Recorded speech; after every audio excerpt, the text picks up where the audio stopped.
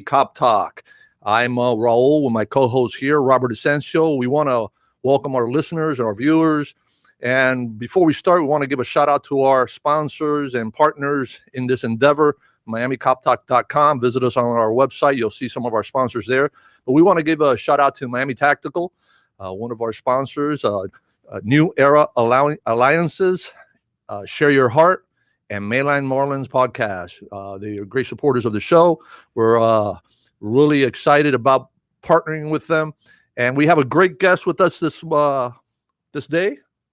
Robert, a fellow law enforcement professional, now a politician, something elected official, something like what you did, retired from law enforcement and figured I could really make a difference, not only on the streets in uniform, but in elected office. Do you want to introduce our guest, Robert?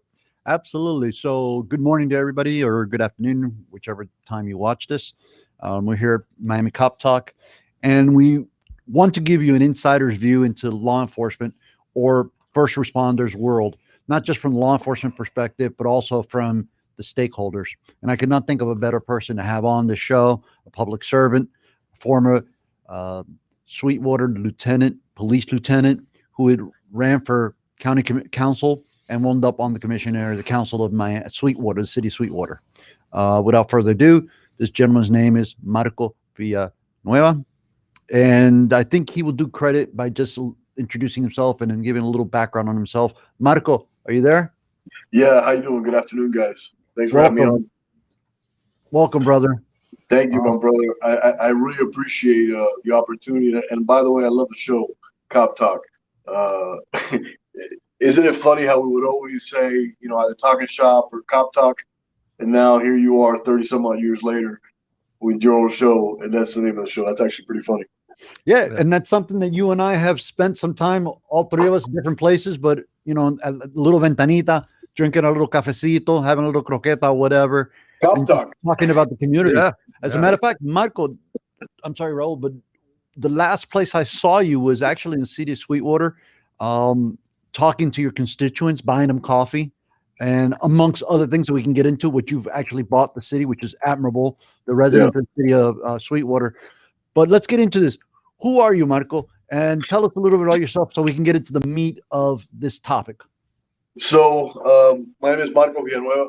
I'm a former Sweetwater PD police lieutenant. I'm the current commissioner of the city of Sweetwater. I'm the owner of Maverick Security Services and several other business ventures. I started my police career in 1997 in the city of Sweetwater when this department was, rampant with corruption. And at the time, I really didn't know it because I was just I was a junior guy. I was a rookie. When you're a rookie, you just do as you're told. Well, as time goes on, you start learning that, what's happening. Hey, that's not cool. And just imagine working in that kind of environment. So I've had a really interesting career. It's been like a roller coaster. I've fought corruption my entire career, my entire life. And when you fight corruption, no surprise, corruption most certainly fights back. And it's been a battle, and we're still battling today. Luckily, now 20 some odd years later, our agency just received a reaccreditation from CFA yesterday. They had a press conference. I saw that. Congratulations. And kudos to the guys, kudos to the command staff. What's interesting is that was my last deployment before, turning in my papers. They made me the lieutenant of the Office of Professional Compliance, and one of those things. I had 24 charges under under my command. I think they were trying to push me out, really. And one of those things was accreditation. So that was one of the things we were able to achieve in the city of Sweetwater. Nobody thought we could have. Throughout my career, I've unfortunately had to fire and sometimes arrest fellow brother policemen. Right? At that point, they're not brothers or sisters. I was the chief of staff. Former Mayor Jose Diaz, being the chief of staff, I was in charge of everything. One day the chief of police is my boss, and the next day I'm his boss. It was a pretty interesting dichotomy. And we were able to clean the place up. We fired and arrested over 54 employees. We cleaned the entire department. We cleaned the entire city. The city of Sweetwater is not the same city as people remember it. My story is a lot more, lengthy than that, but that's just, as we say in Spanish, por arribita. Yeah, Marcos, I will have to say that I know some of the members out there in the Sweetwater Police Department. Kudos to your chief, Diaz, and my tocayo Raul Correa, came from the city, and then let's not forget, I'm going to go ahead and say it, pretty boy Carmona, Arquiles. Yeah, I've known him for a long time, and they're doing a good job so far from what I see. The vehicles look good. I know that the city of Sweetwater annexed a great part of the land a few years back. They oversee now the Dolphin Mall. So many malls out there, and I'm not a mall guy, so I couldn't remember. But I know you got International Mall, Dayland Mall. Again, I'm not a mall guy. Dolphin Mall, and from what I gather, you're an Amazon guy. I am an Amazon guy. I'm sorry, a Amazon Prime. Now I will say this: Sweetwater, like every municipality, has its challenges. Recently, we've seen in the news, and a few months back, potential active shooter and things at Dolphin Mall. And I would have to say they were handled, considering what just recently happened yesterday in Boulder, Colorado, which was a horrible situation. And, my heart goes out to those that lost life, and Officer Talley that lost his life defending his community out there in Boulder, Colorado. Dolphin Mall has had some scares, but the Sweetwater Police Department has been there.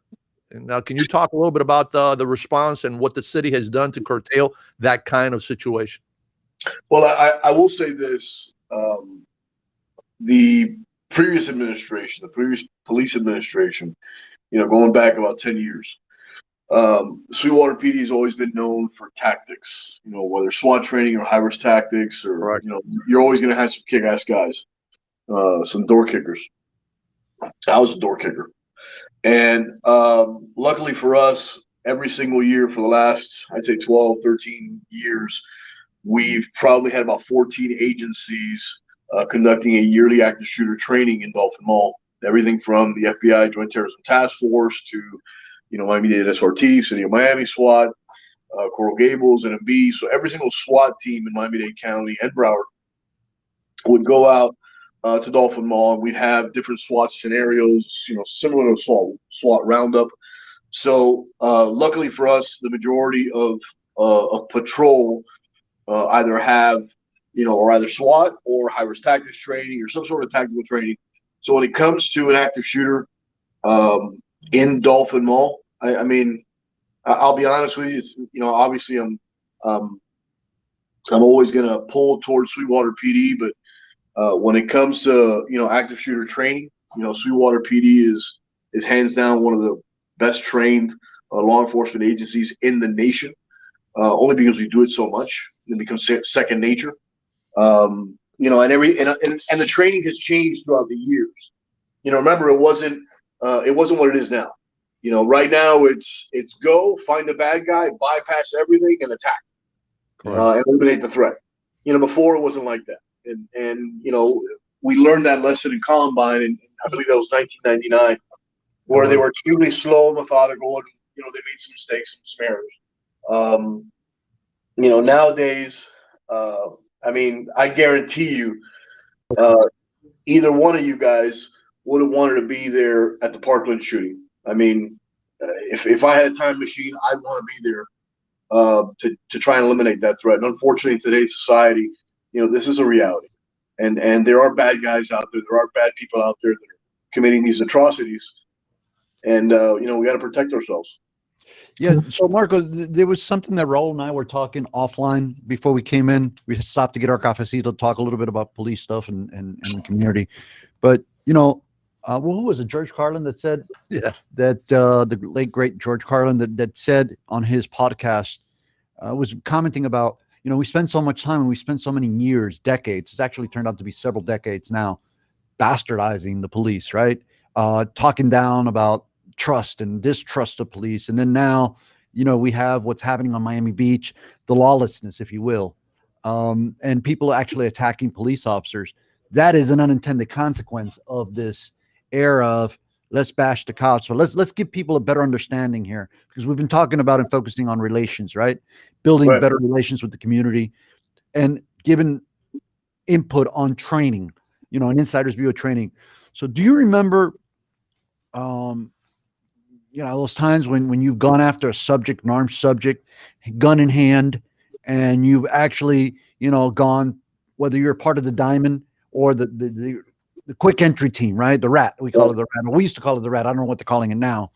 First on scene, first 4 people go in and try to neutralize the subject. Can you remember what was going through your head at that time, and how difficult, for you it's probably mechanical, but how difficult it is to work through those steps, then to ultimately shoot. We know it's not as dangerous as when you walk into the commission chambers now as a commissioner, but more or less. Yeah. When I walk into the commission chambers, I gotta have a bulletproof vest. Now listen, and you know this, and to our viewers that watch this, in a stressful situation, you always revert back to training. Correct. I remember the first time we did that diamond formation, that CQB diamond formation for rapid action tactics. It was in Belen.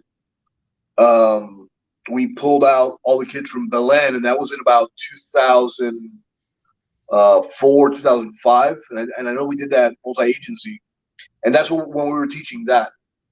And the training has changed throughout the years. Now, for an operator, for a tactical guy, it just becomes second nature. I actually have, I'm a heavy set guy. I'm 250 pounds. I wasn't, I probably gained 50 pounds when I left the PD. But even when I was heavier, I would have to slow down because I always wanted to attack. And they teach you to be slow and methodical and move as slow as move as fast as your slowest man in your detail.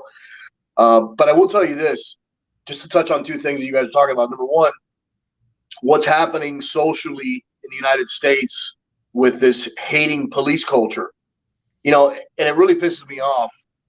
There is most certainly a faction or a group of individuals that want to go ahead and separate law enforcement from the rest of society. They want to make us or alienate us.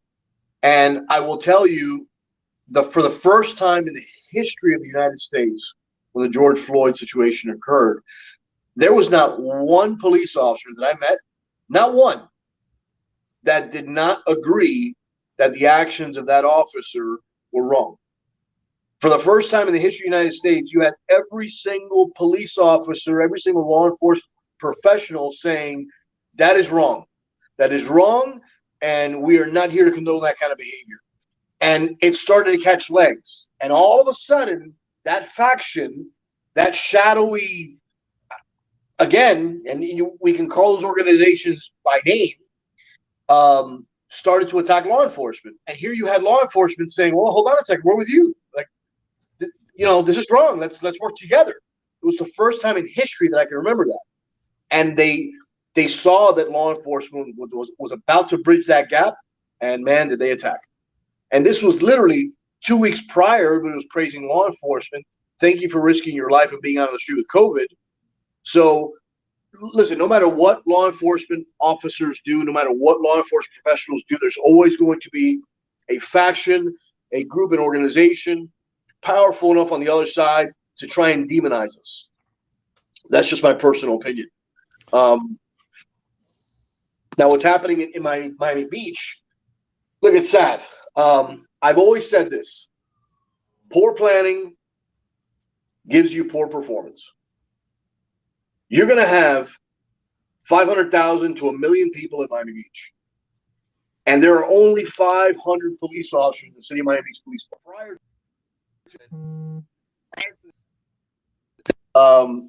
They have a meeting like they have every year, and they ask all the law enforcement agencies, hey, how many of your officers can you go ahead and donate to us? Can you donate these officers? But the individual municipal government has to pay for their salary. So the city of Miami Beach has not budgeted. And I don't know if you guys realize this. The city of Miami Beach has not budgeted for Memorial Day weekend. Did you guys know that? Yeah, No. pretty much so. Yeah, I think, and I don't mean to jump in here, but I would tell you, I agree with what you're saying. And there's a saying that I say, it's not mine, but if you fail to plan to fail. I'm not trying to come down on the Miami Beach Police Department. I know Chief Clemens out there is doing the best he can with what he's been given, and our elected leaders need to step up. I mean, I know the mayor. That's the issue. The mayor came out and declared a state of emergency and the whole 9 yards. I think that's a stain on the mayor's leadership. And I'm sorry, Mayor, if you're listening or hearing, but you need to do better. And I know we like to point the finger at the police, like you were saying. We all unified around what happened with the George Floyd situation. The fact of the matter is, I mean, I think the unofficial polls say that most people that want to defund the police also believe in fairy tales and unicorns. But the fact of the matter is, you've never heard any defund of Capitol Police up in D.C. As a matter of fact, now they want the National Guard to be there. So while the rest of some are saying defund, they're building up their police force around the Capitol. There's just think about that. So the fact of the matter is, Miami Beach, I think has Miami-Dade and Gables helping out.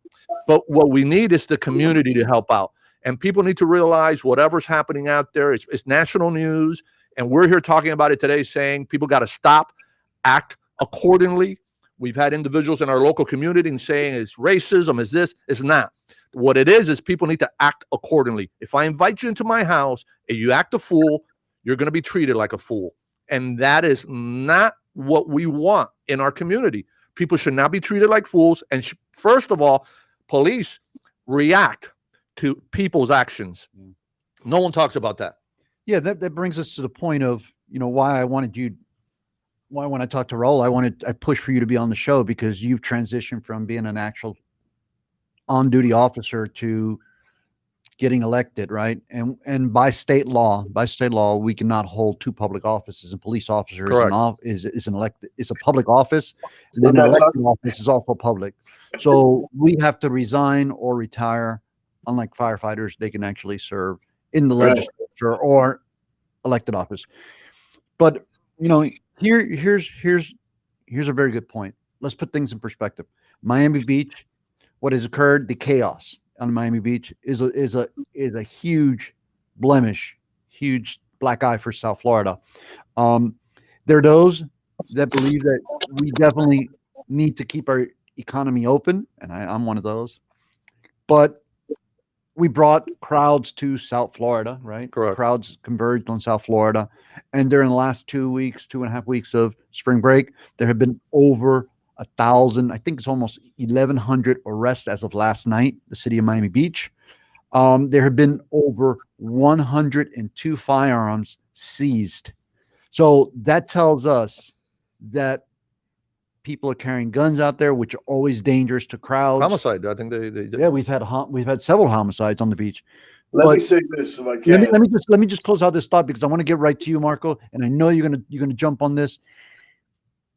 It's the police officers follow law, and the policy set by the elected officials.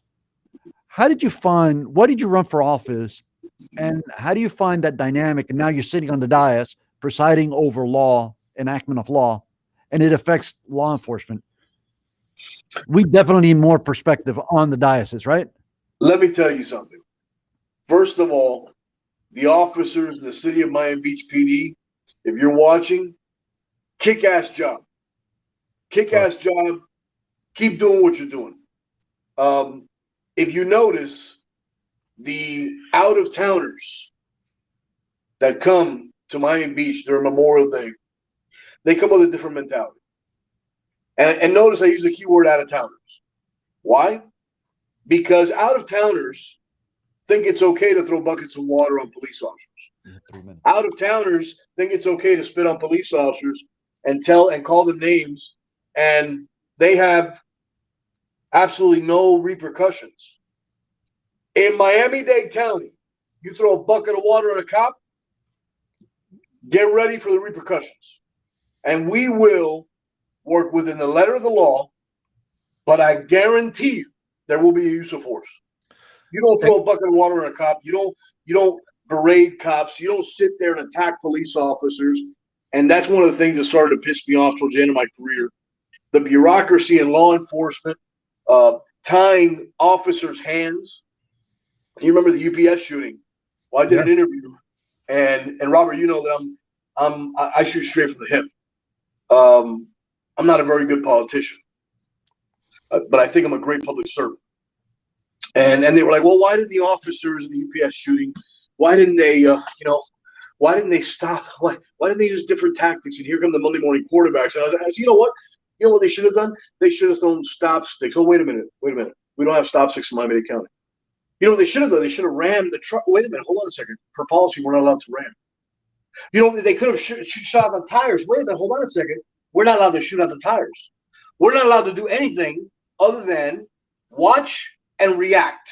And now you want us to have the very best ninja tactics or abracadabra and everything's fine. If we don't give law enforcement the tools and the backing, what do we expect from them? It's exactly people that believe in unicorns. Yeah. Expect them to have a Harry Potter wand and say abracadabra, drop the knife. Yeah. No, don't shoot the gun, abracadabra. Yeah. But police officers don't have magical powers, and we all know that. And as we're getting ready to close out, I would have to say, we a lot in law enforcement, we feel what you're saying, but I want to make it perfectly clear. South Florida is a welcoming community for visitors, for outsiders. We welcome tourism. Everybody from all ethnic persuasion, race, you name it, everyone's welcome. But act accordingly. Do not act a fool. Obey the law. We do not support lawlessness in South Florida. That's a fact. I will tell you this, if I can. In the city of Sweetwater, we have Dolphin Mall with 60,000 patrons a day that generates, $4 billion a year. From all over the world. I see them there. Exactly. Come from the airport. Yeah. And we are an international destination, just like South Beach. Correct. But listen, I would love to see our officers just standing, leaning up against the cars, smiling and waving at vacationers. But these out-of-towners, and notice I don't use any race because it's not about race. I went to South Miami, for God's sakes. Yeah. If out-of-towners are acting accordingly, then great, have a great time. Cops don't have to do anything. They'll just sit there and smile and wave. Hey, Mark, I hate to cut you off, but I got our producer, Tommy, here letting us know we're running into the end of our time. We want to invite you to come back. You tell us if you're available. Podcast. Yeah, we also do a podcast. You got that lively voice. I think. Why don't we do one tonight? I don't know. You go ahead. Are you available to do one tonight at 7 p.m.? Well, we can talk about that offline. Let's coordinate that because Yeah. I think this is a conversation that we should carry on, as most of our conversations are. Correct. But here's another thought, Marco. We'd like to invite you to help collaborate on the show because this show's about inclusion, right? Absolutely. We're asking civilians, non-police officers, non-police career individuals, but stakeholders to collaborate. Having said that, we've come to the end of our show. We want to thank our guest. Any parting thoughts, Marco, for our community? Man, let's just love each other. Let's just stop being so separated. I think there are people trying to separate us. I think if we just start loving each other a little more, we'll be all right. All right. And obviously, support your police. Amen. On that note, we have been speaking with Marcos Villanueva, retired lieutenant, city of Sweetwater lieutenant, who's now a commissioner at the city of Sweetwater, a person continuing to serve our community. From Raul Correa and myself, we thank our sponsors, the Millers Community News, for supporting us and allowing us to have the show. Tommy Stipp, always behind the scenes. Thank you, brother, for making this thing happen. So we'll